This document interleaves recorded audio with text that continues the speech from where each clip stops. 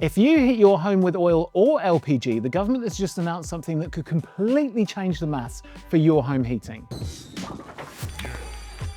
You could now get up to £9,000 towards a heat pump. Now, when you hear heat pump, you probably think expensive, but that's exactly what this grant is fixing. And if you're a homeowner on oil or LPG, it's arguably the biggest opportunity yet. Here's why. LPG, but definitely oil, is already one of the most expensive fuels to heat your home with. And unlike gas, you've probably become used to watching prices swing up and down every time you need to fill the tank. A well-designed heat pump is simply much more efficient than an oil boiler. So although electricity costs more per unit than oil, you need far less of it to produce the same amount of heating. In fact, it's guaranteed for all oil homes. That means lower running costs from day one, not to mention not having a massive tank of oil in your garden and that stink they produce. But the long-term story is even more interesting. Oil prices have always been driven by global supply and demand. Electricity is heading in the opposite direction. As the grid gets greener, smart tariffs more common, and more homes add solar and battery storage, the cost of running a heat pump has the potential to